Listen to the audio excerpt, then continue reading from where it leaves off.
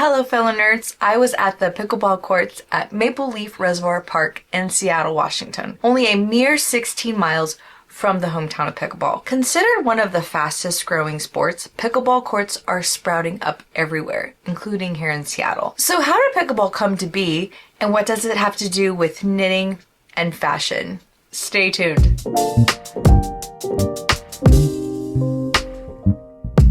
So, pickleball. Oh, the stories. So let's talk about it. I first played pickleball in PE, and as I've talked about, I grew up in the Pacific Northwest. So my state is the home state of pickleball. So here I am in the early 2000s playing pickleball in PE. Now we joked around in PE. At this time we were laughing because who had ever heard of pickleball?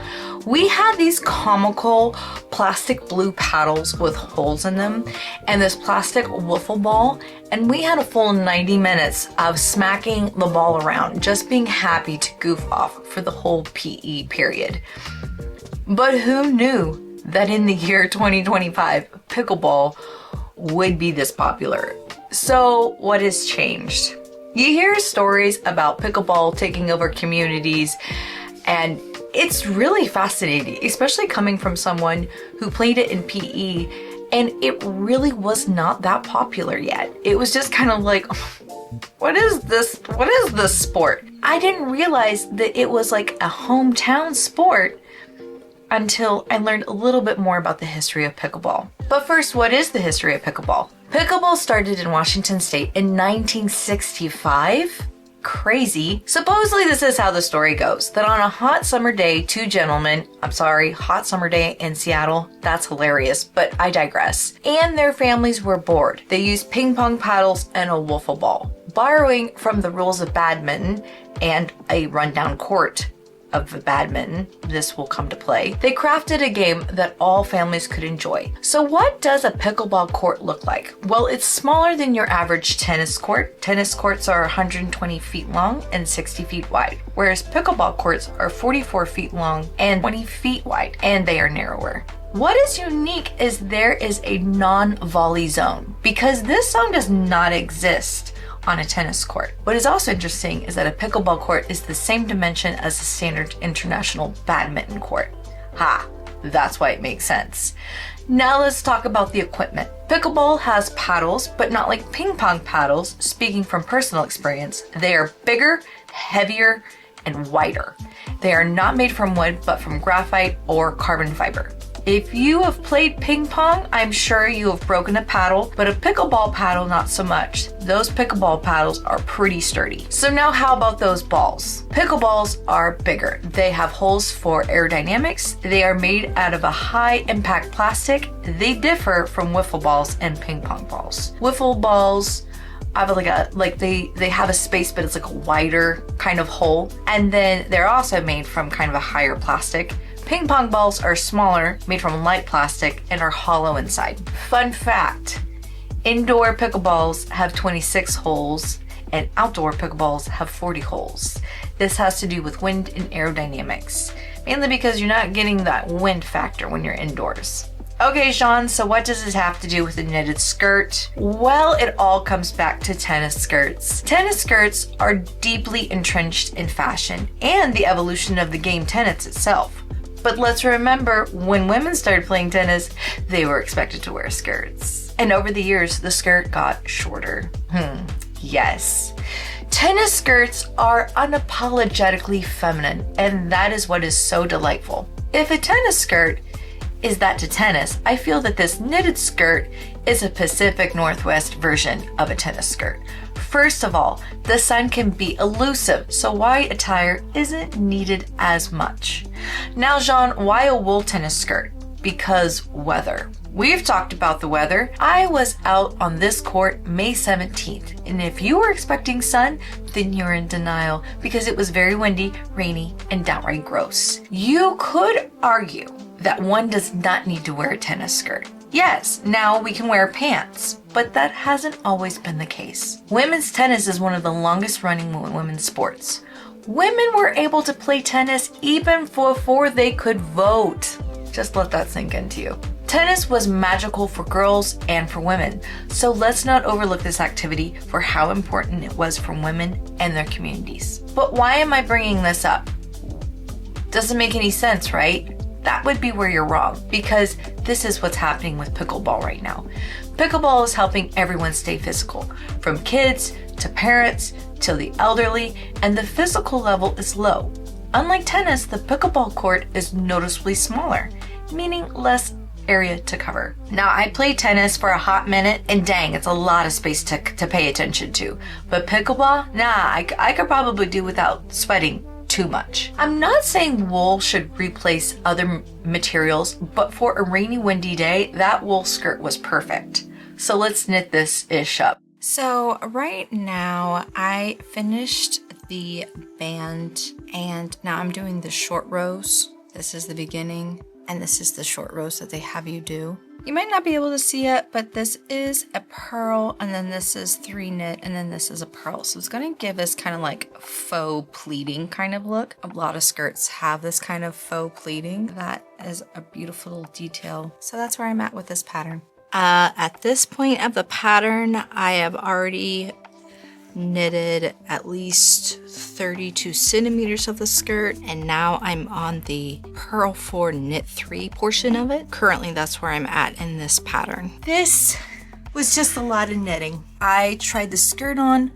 I thought it was really cute. This has been quite a very detailed project. It's a longer one. We're just going to continue on and see what happens.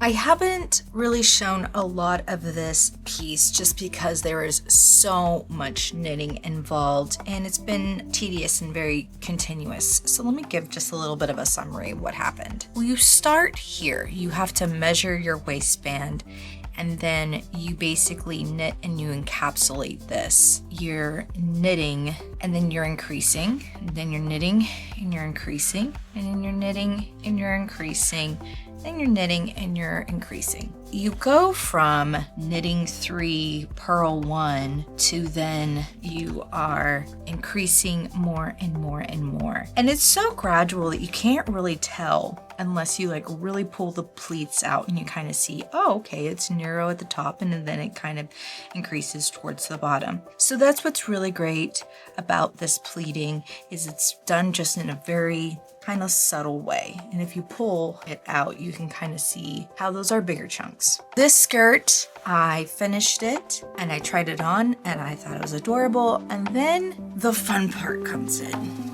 Yes, this skirt, you can just make it as a skirt and then, you know, you're done. But if you flip up, these are going to be the shorts underneath the skirt. The pattern has you flip your skirt on the opposite side and make shorts. And I am doing that right now. You're making 2 separate knitted pieces, a lot of knitting, and this is where I'm at with the project right now. This is the back piece of the project, which is very important because the back is a little bit bigger because of the short rows. The back is longer.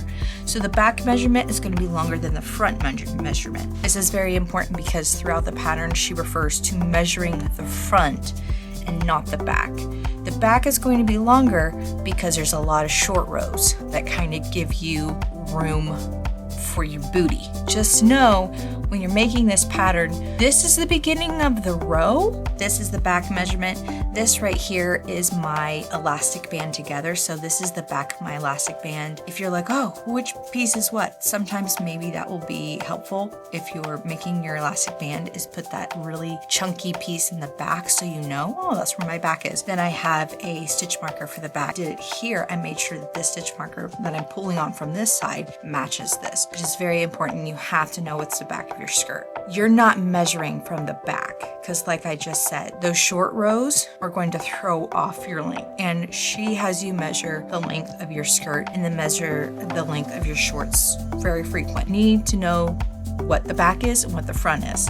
This part right here was confusing for me, and I think I was just doing this pattern too late at night and I wasn't thinking rationally, and so that did not help. This is when you pick up those stitches and you're making sure that it's going this direction, because this is your skirt's all nice and cute, and then boop, those are your shorts. You pick up the stitches here.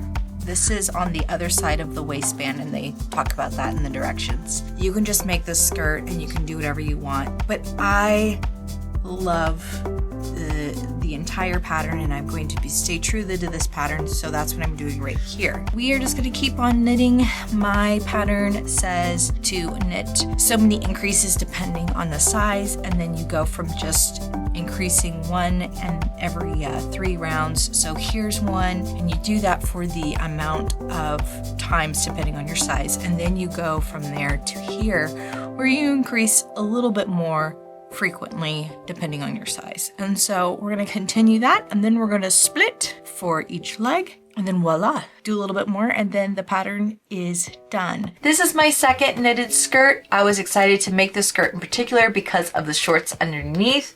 They are super cute. To me, this skirt is a perfect piece if you're building your wardrobe, especially if you like the goth punk kind of vibe looks. This skirt screams to me pair with a pair of Doc Martens. And I'm gonna pause and show you what I am wearing with this skirt right now. Oh, it's kind of hard to get in the frame, but it is a pair of Doc Martens.